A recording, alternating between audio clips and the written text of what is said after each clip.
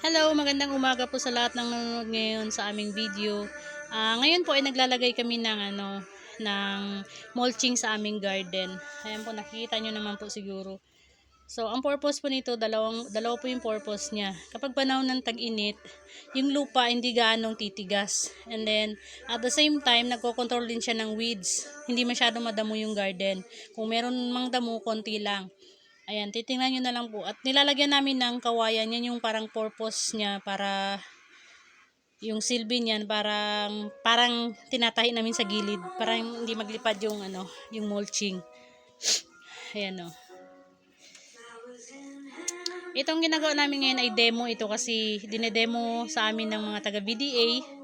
Kasi kami po talaga yung magpapatakbo ng garden. Parang dinedemo lang nila sa amin. Kaya, ayan po guys, tingnan nyo na lang po. Ang ganda po talaga ng ginagawa namin.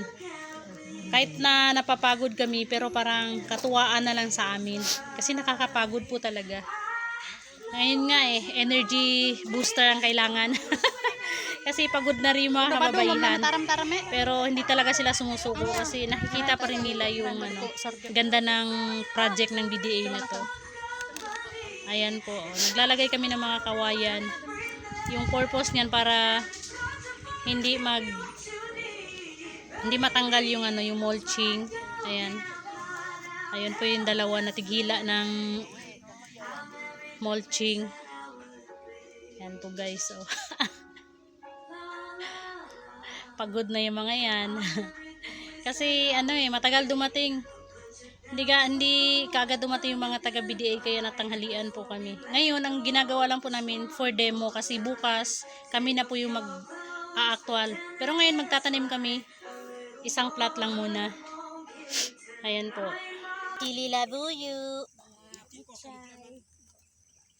At saka kamatis. Hello, pagod much more. Uni ito may gara-gara. Yan po yung gagamitin. Ang kailangan mo mag-init ng uling. Yan po yung gagamitin pambutas doon sa mulching. Ayan po guys. Ayan.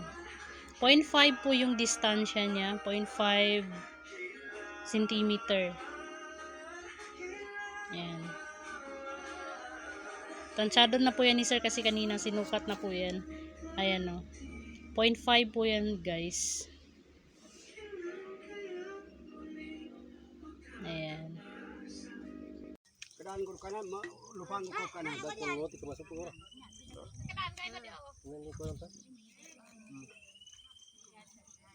Nagbakante man siya, buhusan siya ng ano. Yung nasa sako, bakante siya. Tapos maliit masyado yung similya natin. After po binutasan yung mulching guys, lalagyan ulit namin siya ng fertilizer, yung fertilizer na yung ng mais, corn cobs, pero yung bulok na. Ayan, nilalagay ulit diyan sa butas niya. Ayan po. Ipos mo sa ilalim, ha? Sa buwan, ito na naman. Pati kita mo ka ng lolo. Ano ang kaya gawin? Yung patay ka na ako. Maragot ulit ulit. Pero yun, pero kaya mo berat ko. Kung yaran ka nang kakman tanay kayo na. Natang gilid ko lang sir.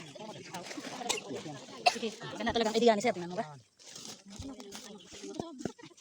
Doon yung gilid, lobing na mo rin. Pag nagtanim kasi mamaya, lalagyan ko ng hindi siya magsungo kasi pag nagsungo yung hangin dito, init, mamatay yung mga tanim. Dapat may lupa siya dito sa pilit. Okay. Kalau konsap no. Kalau kita tahu kalau kita konsap no.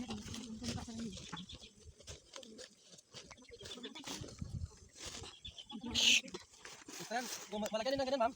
Spray na. Spray na nyo, yung Pinolix. Spray mo na sa bago siya. Para mamatay yung bacteria dyan sa kanya. Yung bakterya. Sige, mag-spray. Ayan po, ini-sprayan na ng Phenolix. Para yan sa yung mga bakterya dyan sa nilagay na fertilizer. Mamatay. Ayan, binubuhusan ini-sprayan ng Phenolix after malagyan ng mga organic fertilizer.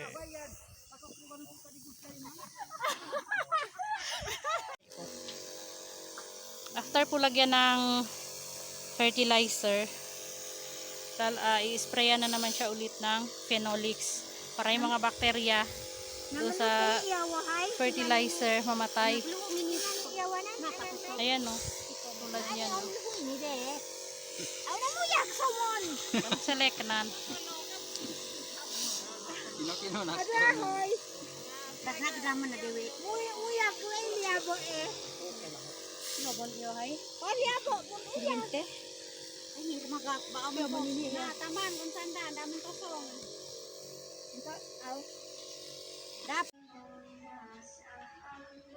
Pagkatapos ng butasan, lalagyan siya ng abono. At saka after lalagyan ng abono, lagyan ulit ng topsoil. And then after lagyan ng topsoil, pwede mo nang itanim yung talong. Takpan mo na ng topsoil kasi para yung abono niya hindi didikit dun sa ugat masyado. Kasi mainit pa yung abono dahil bagong tanim yung yung talong.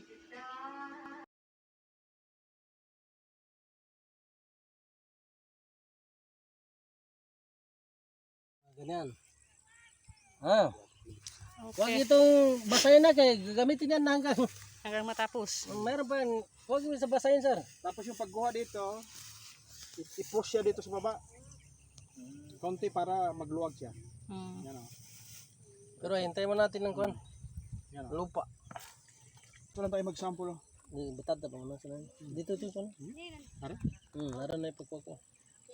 Para mamumi ka pa. Yung tapin tanamtan de. Dapat lagyanin nyo dyan sa mga gilid-gilid niya. Mag-iwan lang yun ng mga lupa diyan. Ganito ha. Yan, lagyanin nyo yan muna. Okay sir, dito. At least hindi makadikit yung kwan. Makadikit Abono. yung abono. Pagkante ko abono din gadagkatan eh. Lagyanin nito. Maganda yung lupa doon. Maganda. Ganyan yung topsoil nila. Ganyan. Mas maganda itong lupa namin pag makuha mo lang ang tansyan niya. Pag naanggraw itong katansyan niya, walay makbor. Ganyan.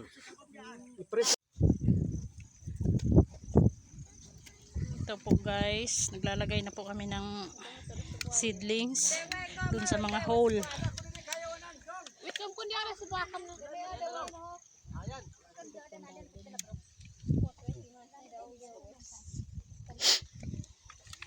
Nandab. Sige, ito na, gum deh.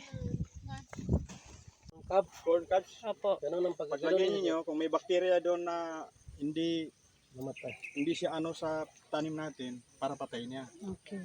O. Tapos ang gawin natin, tulad ng sinabi ni Sir Karate kanina, unahin natin yung talong, kung may talong pa doon, Tanim lahat. tanim tayo diyan. Pero sigurado ang natapos ito, mag-mulching tayo. Opo. Yung mulching niyo, ganun pa rin ang gawin natin. Pag natapos na, dapat para lalong Magtibay. magtibay ito, tabunan ito ng lupa. Lagyan ng lupa. Dahan-dahanin lang ba? Lahat doon. So pag lupa na yan siya, Ganun? kahit magdaan yung tubig dito, Walang mangyari. hindi na yun mahulog yung lupa dyan. So ganun siya. Opo. So yung pagsunod ng mga tanim, may kamatis tayo, tapos may sili, isunod-sunod na lang. Tapos mag-sample man kami sa inyo ng yung pagtanim dito sa tray kasi para matuto talaga kayo. Opo. Siguro sa pagbalik na lang namin sa padun naman bukas. So at least yung lahat na nadala namin dito sa inyo, matapos na natin itanim. Tanim. Oh. Ayan po guys, after po taniman yung mga hole, diligan po ulit siya ng ng abono. Isang lang takip ng sardinas, katumbas po niyan. Kailangan make it sure lang na hindi talaga tatamaan yung yung dahon kasi kapag tinamaan yan, mainit yan eh. Ayan, dapat hindi matamaan. Direct lang po talaga doon sa ugat ng tanim. Yan lang po yung purpose niya. Ayan po. Nabe, mambayang ka ngayon. Paano yan kay Friday ngayon? So may tanong pa kayo ma'am kasi para magbalik kami doon sa kabila. Ipong pera ni. Kasama ni. Ilagay lang mo na yan doon mo. Ipalagay doon sa kon. Para hindi matapakan. Wait, ano ko yun? Yun. Ito ka na sarita nyo. Kasi milianan. Tsaka si Coco. Ayan na po guys. Job accomplished. Masarap pong tingnan pagtapos na. Pero pag gagawin mo pa lang napakahirap po kasi mahirap po talaga. Kailangan mo ng energy booster para makagawa ka ng isang plat na garden. Hanggang dito lang po ang video namin. Thanks for watching. See you. Follow for more.